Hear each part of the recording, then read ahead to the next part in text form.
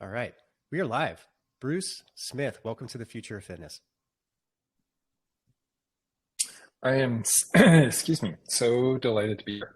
Yeah, it's going to be a lot of fun. There's so many things I want to talk to you about. I just got to figure out how I can optimize the 50 minutes that I have with you to record all this. We were just having a great conversation. I mean, I think one of the best things about your story, in my opinion, is that you're a coach first, right? And then you've built this, Mhm. connected fitness hardware content machine from that experience versus like it's atypical, right? It's not normal, I think, and you can explain more of that. And then there's a lot of really cool topics I think we can dive into. I mean, you're interested in generative AI, you're interested in the quality of consumer information when it comes to health and fitness in general, two things that I think are really important topics right now, because there's huge movements going on right now. And for everyone, we're still in Q2 2023, so who knows what will happen in Q3, right? Uh, but anyway, let's start with this, Bruce. Give us a little bit of your origin story. How'd you get to be the CEO founder of Hydrow?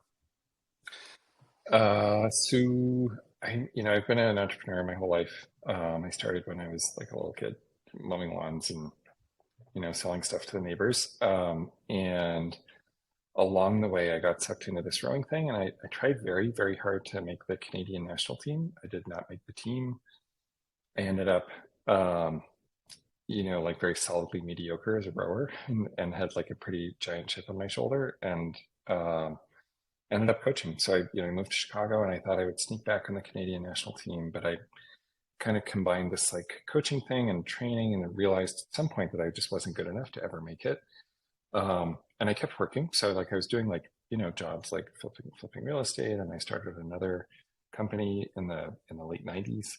And rowing was just this like leitmotif that kept going through my life. And I kept coaching like every afternoon. I'd go down to the water and I'd coach like high school kids, or I'd coach masters, or I ended up coaching at Dartmouth. And then I ended up, getting really curious about it. And I ended up winning trials in the United States. And if you win trials, you can go to the World Championships. And so I've won trials here 10 times and have been to the World Championships representing the United States 10 times. So it really was like this organic journey where it combined all of the entrepreneurial stuff that I've been doing and this like thing with rowing where I actually tried to quit rowing a couple times and I just like I couldn't. And so I get getting sucked back in and it merged into Hydro. And it's been such a fun 5 years because it takes everything that I've learned about being an entrepreneur and all of the coaching stuff, like literally, from working with people to the actual product, and it combines it into one exercise, and it's been a wild ride, really Yeah. fun. Well, and you've been in one of, I think saying dynamic is an understatement of connected home, fitness, and the category that you're in and the product that you're in. I mean, these last 5 years have been absolutely bananas, right? So maybe we start with that, like the journey from the first piece of technology to how you've raised funds to the peak of the pandemic, and then now that everything's kind of started to get back to whatever we're calling the new normal now. Like walk us, if you can, through. I know that's a lot of storytelling over 5 years, but what has that experience been like, and maybe give us some of the highlights. So we were looking around the world in 2017, 2018, 2017, really. I was working at a rowing club here in Boston. It's called Community Rowing, and it's a nonprofit. And it's really not a rowing club. It's really a social service organization that uses rowing to help people feel better every day, or at least that's how we treated it. And I worked there for 10 years. And the big thing was that we realized, like, actually, if you take this experience of rowing and you give it to people, their day is like measurably better. It's like people actually feel like substantially better. And it's not just the physical work, it's the community that you get from being on the water together. And I was also, super curious about Peloton, and I've been watching what were doing in Soul Cycle and this change in fitness and how people were consuming fitness. And I always kind of scratched my head about bikes because, like, when I was coaching and somebody would come down with tendonitis, in their wrist, and they would say, like, Coach, I can't go in the water today. I would say, okay, you're on the bike for 3 hours. We were on the water for an hour and a half. You're on the bike for 3 hours because it's Hmm. just not great exercise. So I actually like I was highly motivated to try and connect what was happening on the water, which I knew is so cool, to what was happening on rowing machines. Because what I didn't want to have happen is for a non-rowing company or a non-rowing, I don't know, group of people to start selling rowing machines. Because I know, like, I think everybody knows at this point that there is an inevitable shift towards higher quality exercise, and rowing is the best modality for exercise. It's like rowing and swimming and cross country skiing, use your whole body, Hmm. way more efficient than biking, way more efficient than running, better for you. That we can go into the physiology later. But basically, we needed to connect the beauty and magic of that teamwork and that making your day better to rowing machines, because that is just so much more accessible around the world than building rowing clubs. Because I did actually like originally start with the idea like, okay, we're just going to build rowing clubs everywhere. And if there's not water, we'll make water. We'll dig a hole, and like I've worked on projects like that. There's a race course in Sarasota that I worked on with a group of people, and like literally like we dug the hole bigger so you could row on it.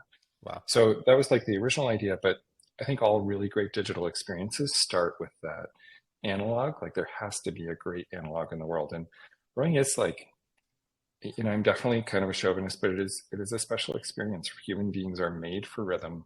They're made for moving together. And those are hardwired like deep, deep, deep in your brain in places that you can't Hmm. access. And when you experience it, you feel better.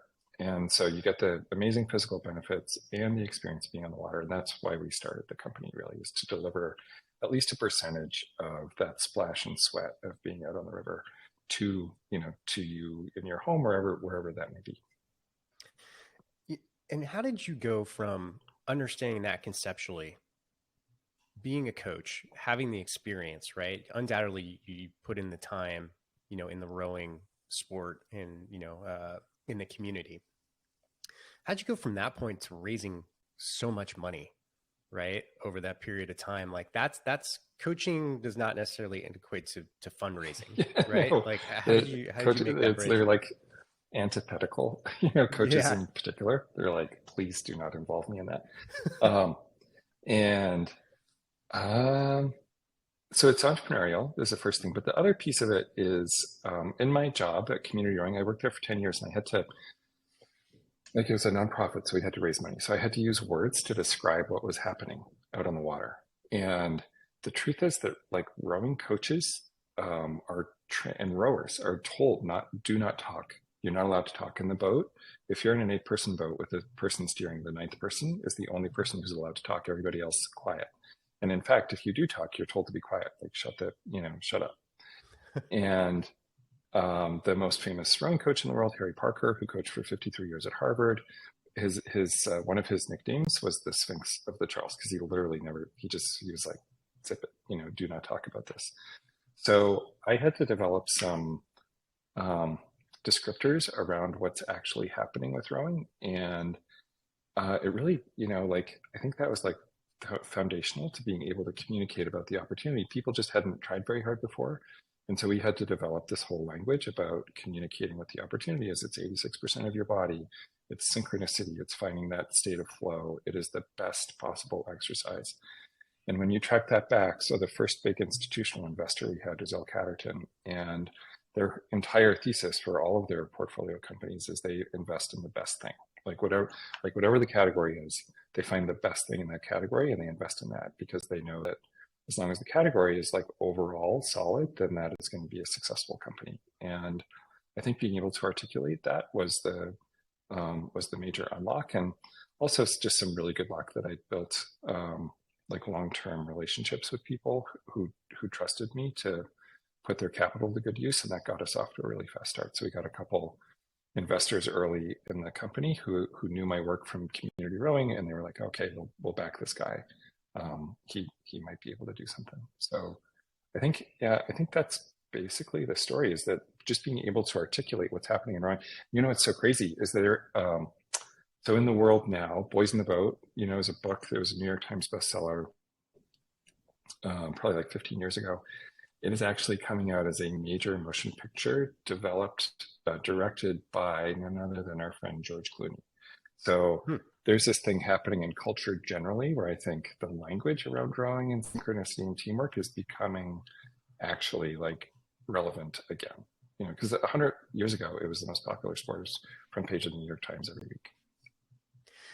Uh, that's I'm excited for that. That'd be good. I've I've seen had it. a It's freaking great. It is a great movie. It's like Chariots of Fire and Miracle on Ice combined, equal like times, like Chariots of Fire times Miracle on Ice. It's great. That's great. I've Yeah, had a lot of admiration for rowing over time. You know, I told you before. I have the pleasure of working with Shane Farmer at Dark Horse Rowing when yeah, that's so my cool. He's my awesome. time. Yeah, It is awesome. My time at Boston College. You know, I was on the both the swimming and water polo teams, and the rowing teams were the only ones. They were leaving the dining hall when we were showing up after practice. Like they were up earlier than like I thought I was miserable. And then I look at these guys, I'm like, gosh, this is just, I know. they're up so early. It's so dark. It must Yeah. be so cold. Um, and I always thought like, God, what a unique sport and what a great like there's something about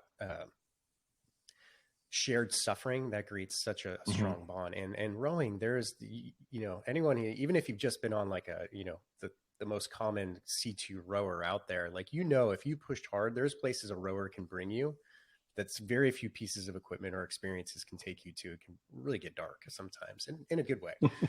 Yeah. And I'm looking out like, right now, as I was telling you, as we're recording, I'm on the 16th floor of a building in Vancouver, British Columbia in Cole Harbor. And I'm watching, rowers come out in the morning, and I'm wondering like, how are you trying to capture that experience and putting it into someone's home?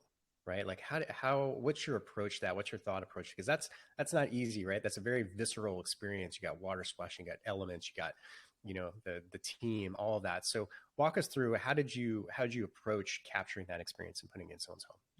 Yeah, it's a really good question. And it's so rowers have a very particular view of themselves. And one of the things we had to do is kind of like break that, like we had to make art, like for lack of a better description. I honestly, like truthfully, I think all business is art, like it's creative and you're trying to make something new in the world.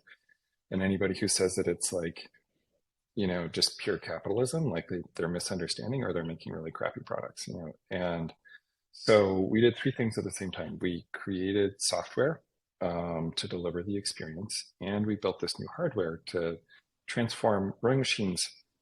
I know Peter and Dick Dressigacker pretty well. Like I've met them many times over the years, and I really respect what they've built. I love Concept Twos, but it is a machine designed exclusively as kind of a Rorschach test for like, are you one of us? Like, Mm. can you survive the pain?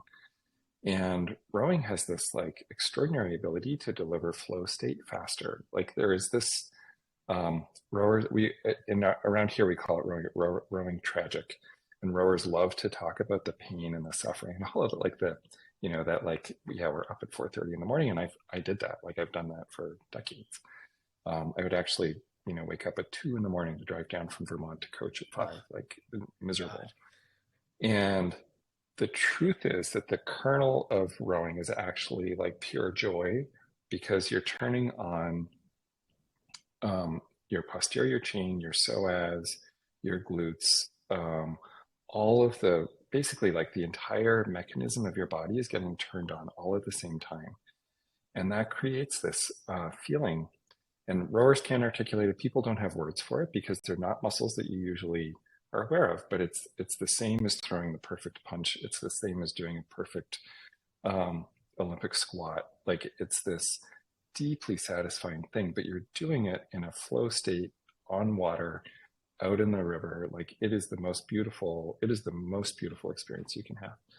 So, and rowers are like, no, it's not. Don't let anybody know. Please stay away. Like let's all, yeah, like don't bring those people. So the first thing we did was try and shoot content, and we put a whole bunch of cameras out on the water at the same time, and we broke all these rules. Like our athletes talk, and rowers don't talk. So, but that's part of the art. Like it was breaking something to create a heightened version of it that could actually get translated. So the hardware is smoother, the software is seamless, and it's not the full experience. I don't mean to suggest that it is, but it is a percentage of being out in the water, because you capture, you're encouraged to flow with the athlete, to row in the same rhythm. We changed the name from stroke rating. So when rowers get out on the water, they row at like 24 strokes a minute, and everybody talks about stroke rate obsessively. We changed that nomenclature, so we actually call it the rhythm number, because we want to plant that seed. Every time you sit down on the water, every time you sit down on the rower, you have that transformative, like, oh, I really do feel flow right away. And we didn't know if it would work, but we have an NPS of 87. And I would say that almost everybody who gets a Hydrow, they buy the Hydrow and they think they're buying a rowing machine. By their third workout, we get these notes back saying things like, oh my God, I had no idea that it was this satisfying. And I wouldn't say it's like fun, I would say it's satisfying, which is better than fun, I think. Yeah. And, when you look at the overall landscape of, we'll just call it indoor rowing machines, right? I feel like it's a still emerging market for sure. And feel free to, disagree. But, and when you look at the landscape, I kind of see there's like Techno Gym. I was actually with some of the executives at Techno Gym last week, and they're giving me the tour and showing me the machines. I'm like, oh, they're beautiful machines, right? So you have this. I know there's like some other ones that are like really designer, like handmade, right? I can't remember what brand it was, but Shane was telling me about it.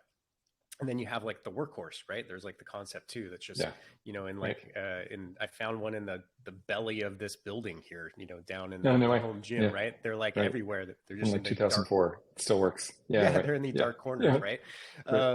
So when you look at the overall landscape, where does Hydrow sit? Like, how do you stack up against, for lack of a better term, competition? So indoor rowing has the highest compound annual growth rate of any modality for fitness machines. And so there is and that's just the process of education. We know, we've done some big studies. We spent a decent amount of money doing it, that show that as soon as consumers get educated about the choices that they have, they all choose wrong. And that's just, so that is inevitable. We're part of that movement. We tell that story. The other piece is that we really we believe in that experience of water and flow and rhythm, and it is radically different than a fitness class. And so the fitness class world is super compelling. The music's great. It's a dance party in your house. Get the adrenaline going. It's awesome. No knocks. And Peloton transformed the world with their product, and huge respect for what they did. We're doing something different. We're building a long-term connection and relationship to people, and we want it to work so that they get connected to the athlete on the water. They get connected to a natural environment. So there are some pretty compelling studies.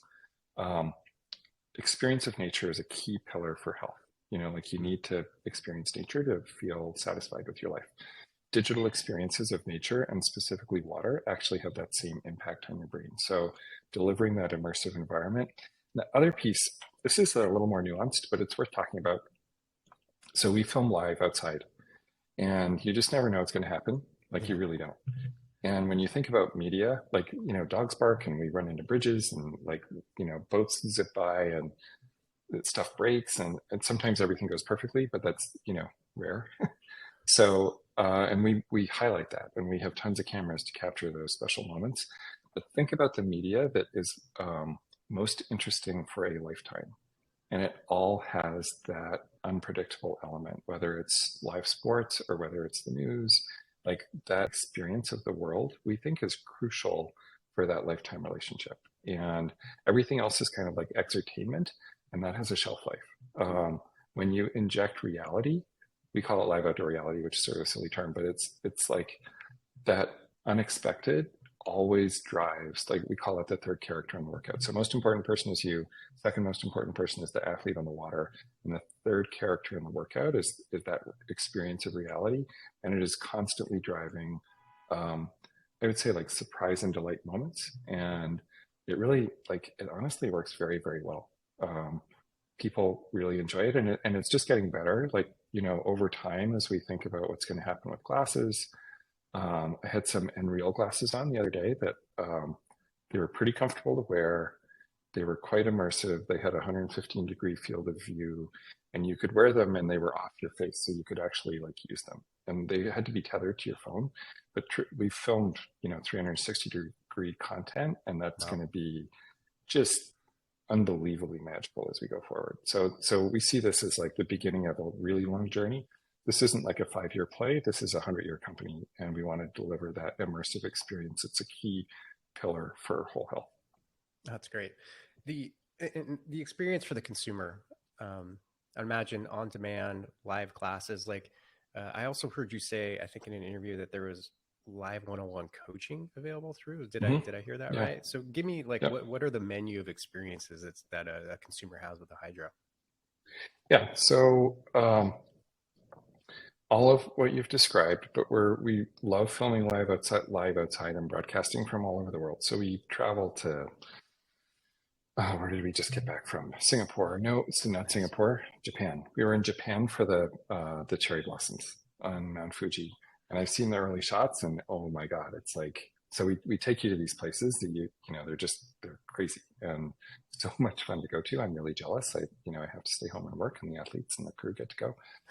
So broadcasting from those locations all over the world, and we have that interactive experience. So we do some Instagram live stuff, but we also like during workouts for milestones. If you're passing a milestone, like we have that interactive shout out going back and forth, and especially like the superpower users people get excited about that. That person on the other side of the world talking to you is cool. And then this is the most interesting thing that I think we discovered. Like for rowers, you sit down on the machine and you push your legs really hard. Like that's a given. Like that's where you start your work. People who have never rowed before, and that's about 97% of our customers have never owned a rowing machine and never rowed. So they sit down on the rowing machine and they actually don't intuitively, about a third of the people don't intuitively push their legs down hard. So they actually don't get a workout when they first start, and their splits are like in the threes and the fours, like 3:30 or 4-minute splits, which is like really, really, really slow for anybody. Like even if you're like a 75-year-old grand, like that's like a really slow split. You should be in like the 240s or something like that. So when we saw those numbers start to come in, we realized, like people really need that opportunity to learn. So that live one-on-one coaching is something that we launched. The pandemic shifted the paradigm, so everybody's really comfortable on Zoom now. I think 5 years ago, it just wasn't realistic to think that people could do that, but now it's super popular and literally 100% satisfaction with that live coaching. It's really good. Oh, that's There are great. a lot of good companies in the space who are doing that live one-on-one coaching now. When I think something that's probably on everyone's mind who's listening, because this is kind of an industry podcast, is like, I was talking to I don't go over quarterly reports. It's not something, I don't do those deep dives, but I talk to people who do. Yeah. And I think there's something really interesting is like a lot of people who focus on like the in real life experiences, the gyms and the boutiques, they looked at the pandemic darlings, right? These huge spikes, and then kind of the what they see as the demise of connected fitness. I don't see it that way. I look at it like, I would imagine, and you can provide clarity or tell me I'm wrong, is like if you took 2019 and you took today, right, and you drew a straight line, it's trending up, right? Sure, there's this huge spike, right, that happened over the pandemic, but I mean, when you look at the connected category overall, like how are you feeling about it? How do you explain it to people what happened over the last 3 years? And then especially I would imagine when you look at like down rounds that are happening in a lot of these companies, and it's tragic. There's people behind this. That's something I always wanted to right. There's real people behind this, right? So anyway, give us your take on that. How do we look at that? Yeah, there are 2 or 3 dynamics at play. So Peloton got started before the pandemic was a glimmer in anybody's eye. Same with Hydrow. Like we had nobody had a clue that was going to happen. And so the value proposition that we were selling, and John Foley raised, $1 billion against, was this is more accessible, less expensive, and really good, and So SoulCycle is awesome. You should still go to SoulCycle. He didn't say that actually, but SoulCycle is awesome. You can have SoulCycle cheaper, better, faster in your house, and you'll use it more. And it turns out that that was true. And um, the pandemic happened, and it was like this gravitational pull on everybody's logic. And so all of a sudden it became the only thing, and nobody knew the outcome in the pandemic. And it's hard to remember just how dislocating that was. Like literally, you weren't allowed to go outside. Like Yeah. I lived in Cambridge, Massachusetts, and you had to wear masks outside, like bananas. And um, the pendulum swung really hard, like way, way, way over. But the way that people are, the pendulum swings back, and the basic premise around the value proposition for consumers hasn't changed. Like it's the same as it was before the pandemic. And we also know that market penetration is just like, it's not like the pandemic happened and every single person who's ever going to buy connected fitness bought connected fitness. It pulled the people who were considering, in the next 2-3 years to purchase, they all got pulled forward. So there was a huge pull forward in demand, but it's just a wave, and there's a big trough behind every wave. And we are starting to see the end of the trough. And actually, our Memorial Day sales this Memorial Day were like right on track. And it's not going to be, it'll be like another year before things look like, I would say, like quote unquote normal again. But the overall market penetration is going to continue, and you will be able to draw, as you said, draw a line 2015 to 2025. It will be a straight line with, like, call it, 8, 10, 12% market penetration growth every year. And for us internally, like when you compound that with the shift from less efficient to more efficient exercise modalities and really great products, we see we continue to see a very bright future. And I don't think that that has changed. In 2030, when market penetration has reached 50%, that's when things will change in the United States in terms of growth. But the whole world is only, like, the market penetration is under 10%. So, this is the ultimate luxury. Feeling great is the ultimate luxury. And whole health and people's ability to measure and people's ability to actually do not faddish things that they got sold in late night infomercials, but actual substantial things that really do work and are measurable. It's the ultimate luxury. And our view and El Catterton's view is that this is an inexorable march forward in terms of people feeling better, and we have a role to play in that. So we're super bullish about it. I watching the behavior over at some of the other companies, like the dynamic around the valuations was such that people were writing checks with free money, like the interest rates were zero. And so money was just incredibly cheap. We tried to do a SPAC. We didn't, thank the goodness, because we would have been in that situation too, where we raised like too much money, spent it all, and we're worth zero. But we, combination of, better lucky than good, and maybe a little bit of good. We didn't pursue that really high valuation.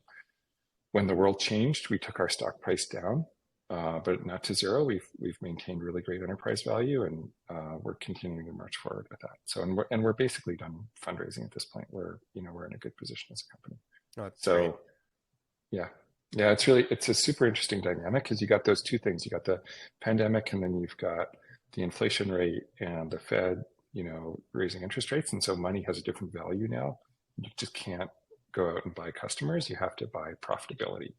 And it was disastrous for companies that didn't get far enough ahead where they could become profitable really quickly.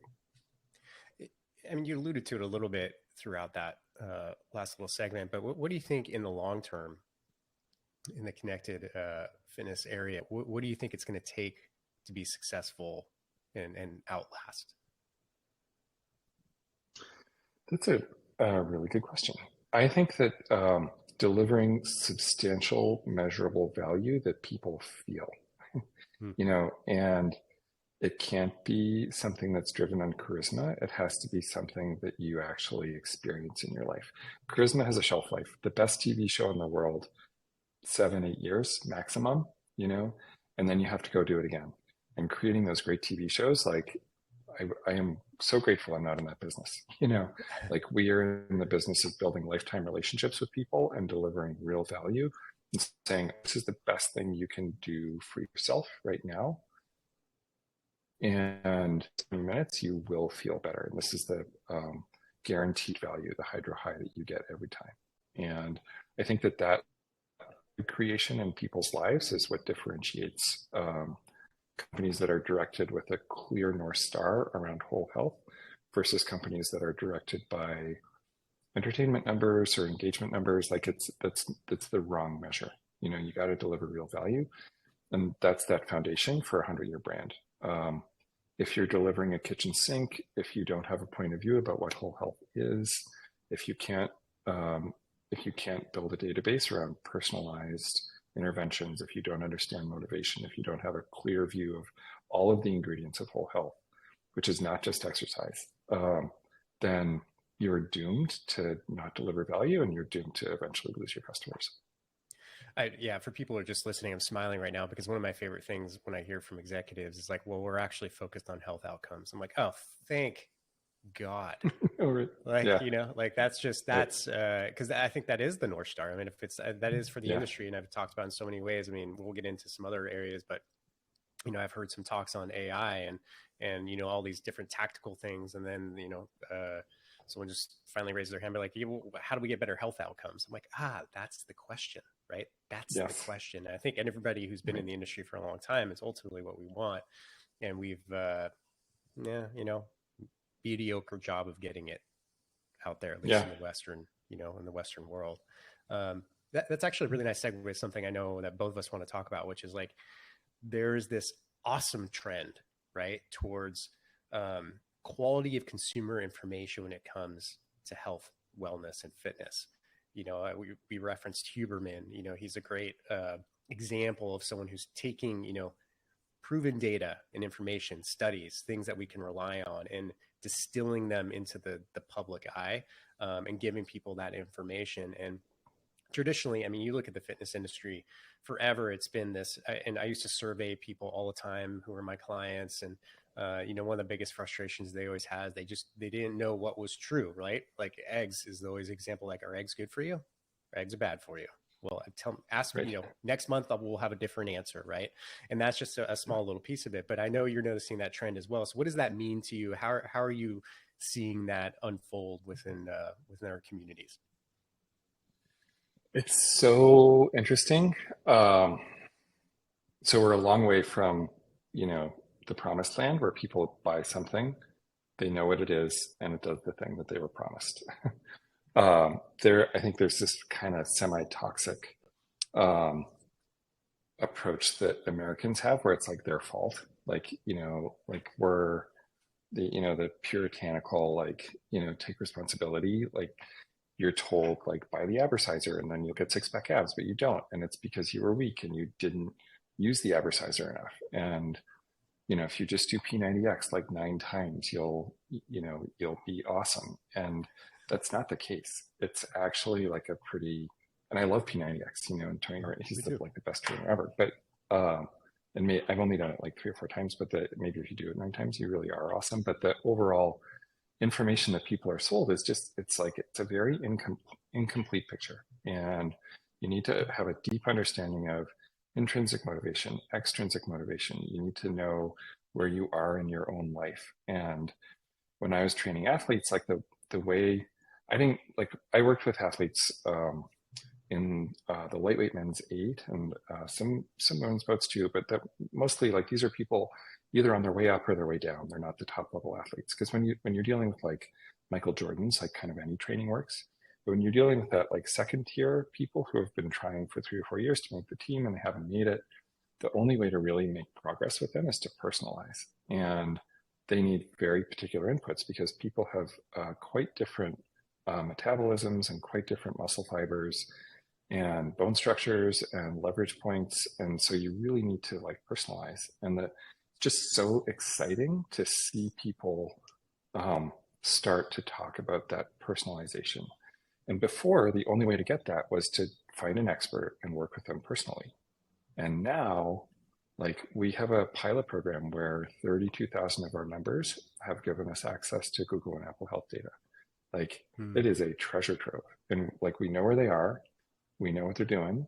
They've shared that with us. And now we can start to personalize that journey. And with generative AI, the opportunity to combine both the power of that generative AI and those insights and that personal data, it's like, it's pretty magical. I don't want to overpromise, like this is where we're going. It's not where we're at today, but the potential to get there is very, very real. It's first time ever, I think, in history. It is exciting, and there's always certain buzzwords that come about every year within our industry. I mean, Yeah. connected was kind of last year. Yeah. Right. Yeah. Personalization is really big, and for good Yeah. reasons. I'm not downplaying it. I think it's really true. Like, let's maybe walk me through that in your mind's eye, anecdotally, of like, I always use the avatar of Susie from accounting, right? Someone who's maybe not typically, a fitness person, Right. right? Maybe didn't come from a sports background. How do we start using, the personalization, the biometric data available, the technology of something like Hydrow? How does that start to play out in Susie's life? So the first thing that it's really um, crucial to understand who Susie is. Does Susie love socializing? Is she a teamly person? Is she an extrovert who gets a lot of energy from interactions? Is she on her Facebook account 3 or 4 times a day? Or is she a total introvert and does she read books? And is she really tired at the end of the day and basically like gets home and never goes out? And so understanding her particular motivations, and it's not that we will understand Susie in particular, it's that we can aggregate the 10 or 15 archetypes of people in the world and start to build the motivation engine. And um, there's some people at Stanford who are really digging into motivation and Hmm. understanding the models for behavioral change in tiny habits and nuclear habits. Like there are a bunch of like people who have started to really divide out what it means to be motivated. So the way that our model is, you need 10 units of motivation to actually do the work. And most people have 6 or 7 units of motivation. All VCs, pretty much to a person, have like 11 units of motivation. Like they have one to spare, and so like they don't really get the model. Like when you're trying to explain it, they're like, "What do you mean? You just work out? Like you love working out? It's my favorite thing."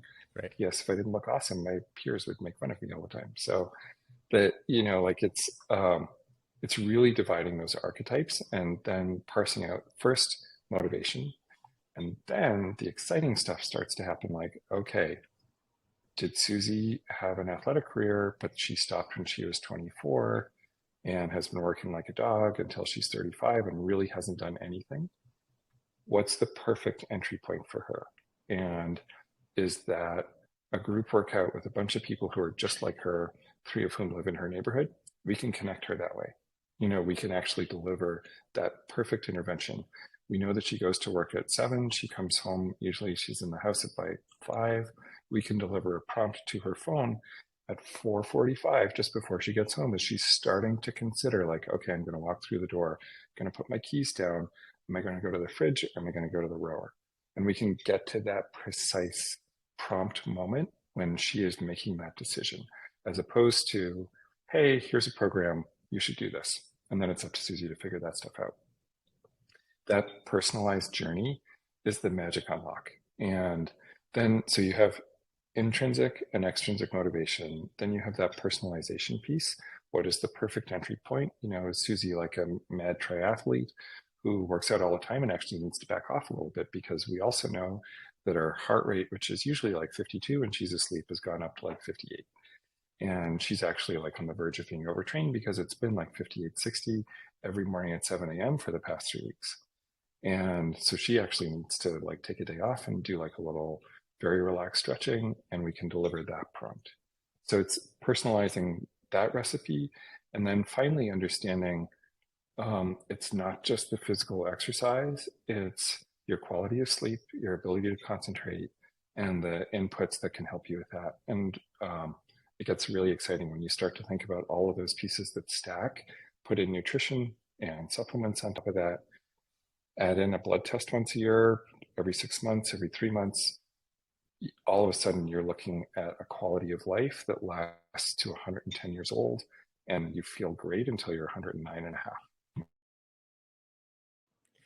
Yeah, that's all really it's really, really exciting. Yeah. It's really exciting. And,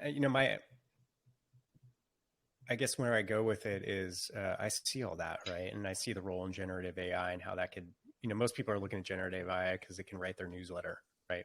Like myself, right? Like, that's Right. cool, Yep. right? It's great. It helps me write my newsletter faster. Yes. But the possibilities down the road when you get into the right people's hands is really promising. The thing I look at is like, my hope is like how democratizable, if that's a word, how scalable is that? Because, let's like what we're talking about is kind of like the people, the early adopters are going to be really into this kind of stuff, right? Mm-hmm. But we need to get to the people who, where the health crisis really exists, which is, totally. Susie from accounting, right? That's why it's such a good example. Yeah. It's like, how do we get to Sue? How do we motivate her? How do we capture her Right. attention enough at the right time? So, I mean, how do you see like timelines or methods or paths to become that scalable model where, it doesn't cost an arm and a leg to do it, and we can get it to more people? Yeah, so I think we're talking like 5 years before we see a revolution, but I think within 10 years, it's A/B testing. So it's straight up A/B testing and having a pretty large footprint in the world. So one of the things with Hydrow, and the better lucky than good category is that we actually, like, you can't start to build this stuff until you have a pretty big community.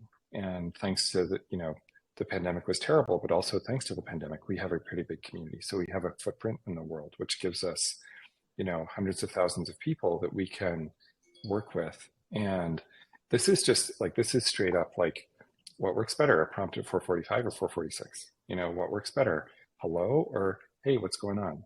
Like, what works better? It's just doing the work. And it's data science. It's a bunch of data scientists who work really, really hard behind the scenes to A/B test the crap out of stuff to figure out those interventions. And the first and most important is that extrinsic motivation, like what delivers that extrinsic motivator.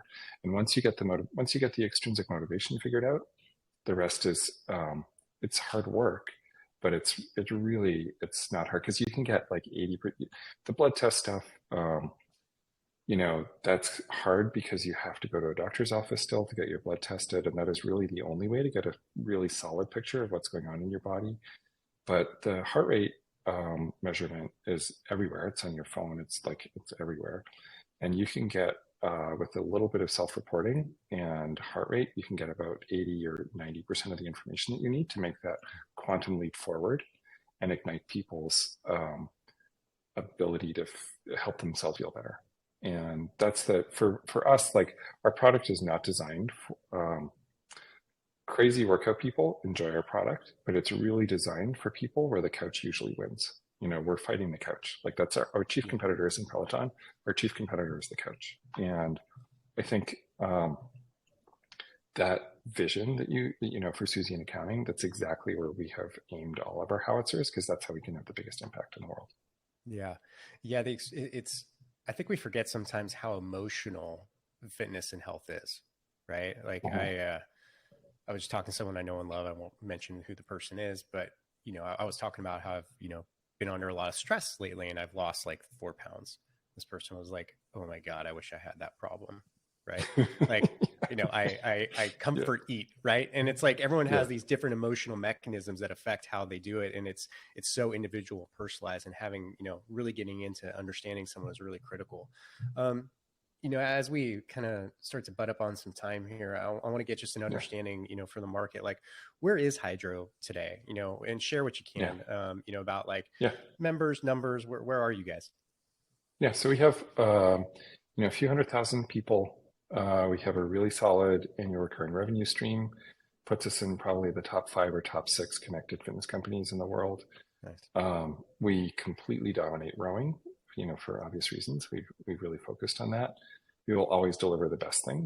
We view that as a crucial, like, we're not going to recommend that you do a less efficient kind of exercise. We're going to recommend the very best thing that we can. And so we feel like we've established a really clear lead in the rowing space, and looking forward to building that out. I think that there will be a lot of consolidation coming up.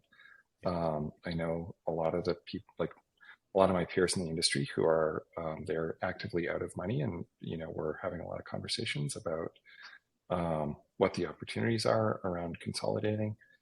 I think that there will be.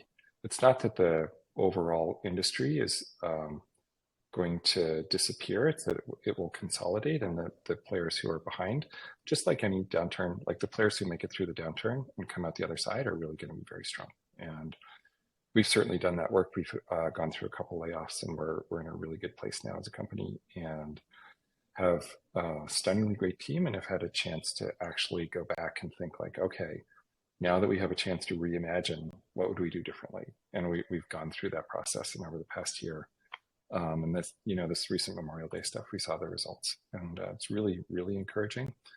And eventually, I think figuring out the rest of the world, and we built a smaller product that's designed for homes in Europe and Asia. As I said earlier, the market penetration there is still really, really low, and the value proposition, because it is like a hardware SaaS play, like even though the level of investment in Europe and Asia is a little bit different from what people spend in the USA, this is the kind of product and experience that people can access worldwide. So we see like 10 years of really exciting growth coming up. That's great. And I would imagine the last year has been quite a stress test for, understatement. Yeah, right. Yeah, right. What do you, last question I always ask, Bruce, is, in the spirit of collaboration and our community, what do you need right now? How can we help you? Oh my God. Feedback. Try Hydrow, download the app, 30 days free, and send me a note at bruce@hydrow.com about what you love and hate. That's really, we're just obsessed with helping people connect through our product and building that community. So it's really, really amazing to get people's feedback. And, we're at this size still where like we can still really influence the trajectory of the company. So it's this collaborative, really, really fun process where we're constantly getting input. I think that's the most fun part from my perspective. The other part, go see this movie when it comes out later this year, and let people know that rowing is the most efficient and maybe most engaging exercise you can do with your body. Awesome. Bruce, I really appreciate you spending some time on your Friday. This has been really engaging, really insightful, and just really fun conversation. I pulled a lot out of it, so hopefully our audience did too, and I'm sure they did. Yes, thank you once again, ladies and gentlemen, Bruce Smith.